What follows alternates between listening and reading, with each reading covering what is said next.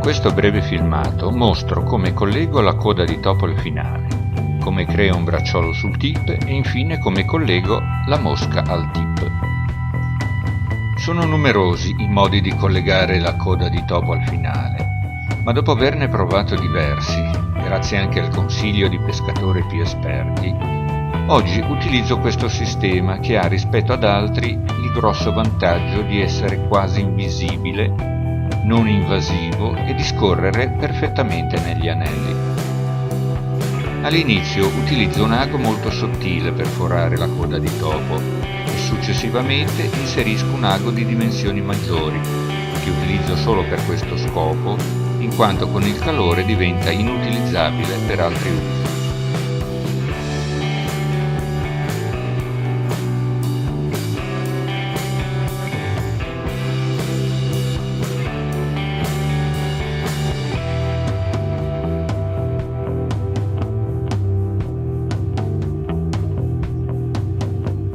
Prendo il capo del finale, che di solito ha un diametro tra 0,50 e 0,40, e pratico un taglio obliquo per facilitarne l'introduzione.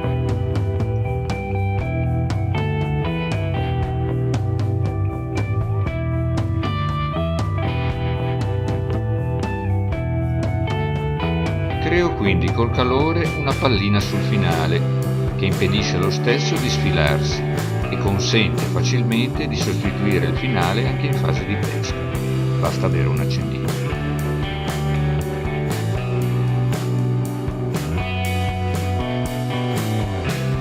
Però un giorno, pescando il Mittag a Domodossola, un'idea mi ha fatto pensare che dovevo sacrificare l'idea di poter sostituire il finale, ma forse era meglio utilizzare un fissaggio a prova di tonno.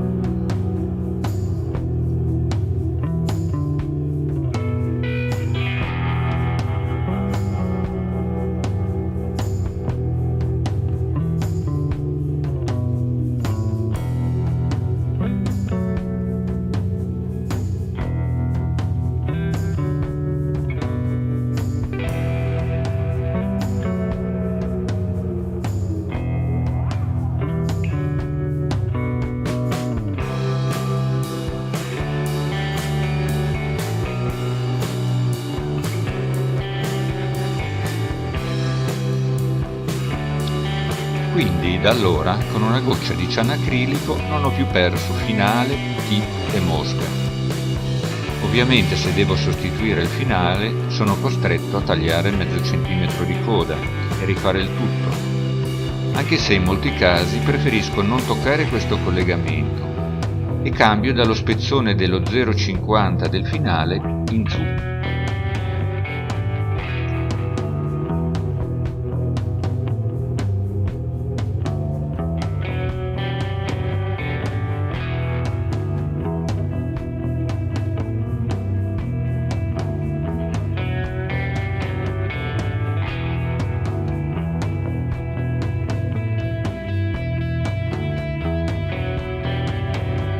Anche in questo caso sono numerosi i modi per creare un bracciolo sul tip, da utilizzare per esempio per la pesca con la mosca sommersa o la ninfa. Vale il discorso fatto precedentemente per il collegamento tra code finali. Oggi, dopo averne provati diversi, utilizzo questo sistema. Collego tip e bracciolo con il nodo del chirurgo, facendolo passare per 3 volte.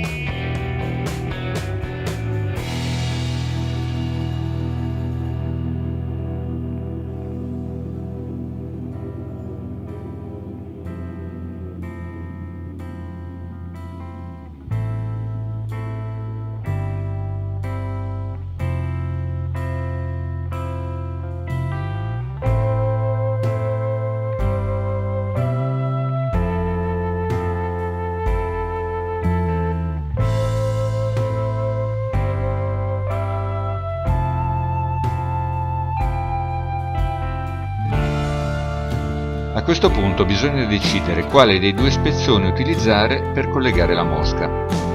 Se usiamo quello opposto alla mosca di punta, cioè verso la coda di topo, Avremo il vantaggio che, in fase di pesca, l'artificiale tenderà a rimanere più distante dal tip, ma avremo il grosso svantaggio che durante la ferrata e in fase di recupero il bracciolo stressa il nodo.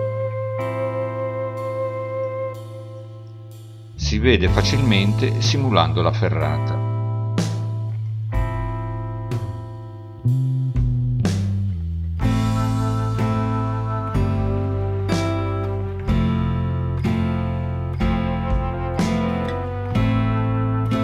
Quindi io preferisco utilizzare, per collegare la mosca, il bracciolo verso l'artificiale di punta.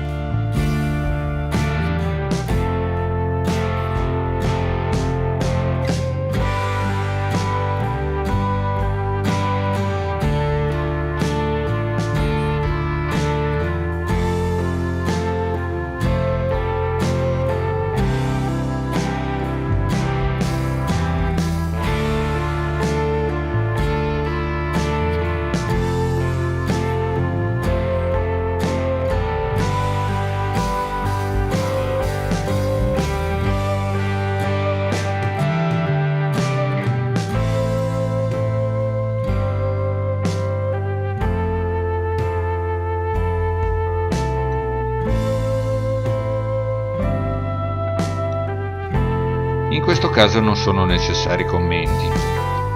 Bisogna però solo avere l'accortezza, quando alla fine si chiude il cappio sulla mosca, di farla appoggiare sul gambo dell'amo e non sul filo stesso.